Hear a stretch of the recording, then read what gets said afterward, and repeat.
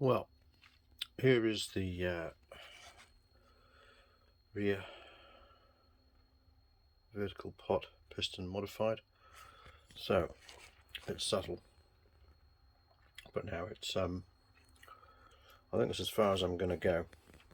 If you look carefully, front to back, you can see that the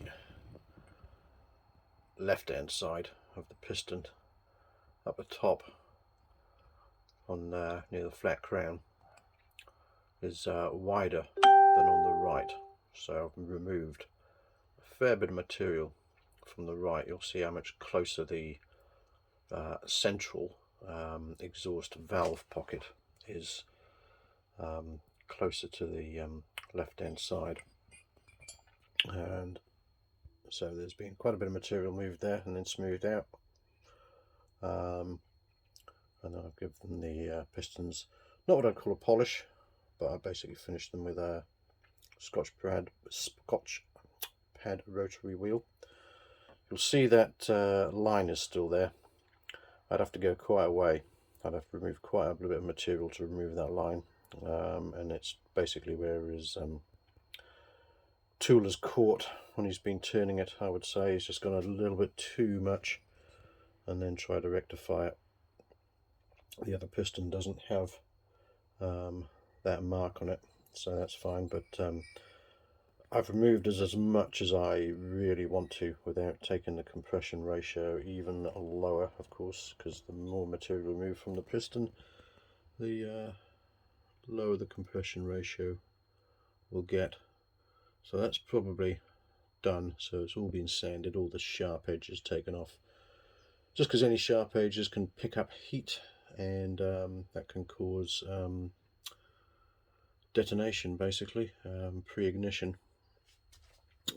So yeah, that's modified. So I've just put a bit of plasticine on, so we still have a divot where the electrode, where the negative electrode goes into the plasticine.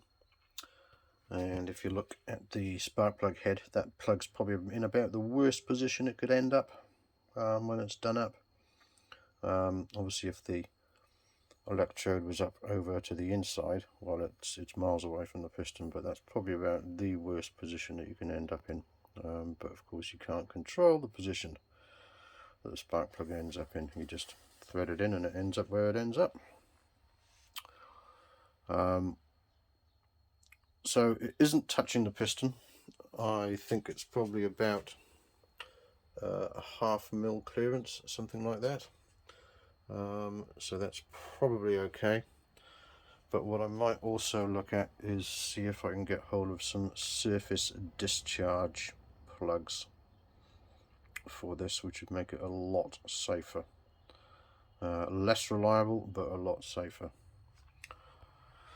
So here's the piston for the front pot unmodified, and yeah, so now basically what I have to do is repeat what I've done on this piston on that piston, and yeah, polish it all up, etc., and then job done.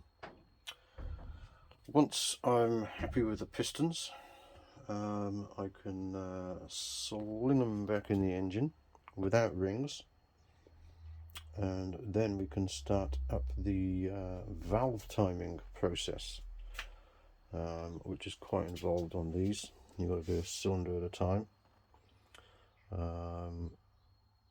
because they're both independently timed, each cylinder. So yeah, I'm reasonably happy with that. It's not fantastic, but it is what it is, and I really don't want to spend another 2 hours. So it's took me 2 hours to dress that piston. I don't want to spend another 2 hours working on the piston again, basically. So yeah, that's where we are. Things are going to slow down a wee bit at the moment because I've got the sliding backwards in the garage because the rear wheel is coming out tomorrow. New chain and sprockets. That tyre is coming off. and I'm going to have a go at converting that tyre to tubeless, and I've got just about everything I need, I think. And that's probably going to take a few days, but I'll do the rear one first, see how that goes, and then decide if and when I want to do the front. But the rear needs to be done because that rear tyre is fucked. The front one's still got quite a bit of life in it, but I've ordered a new pair of tyres. Not here yet, but I may as well get into doing that rear.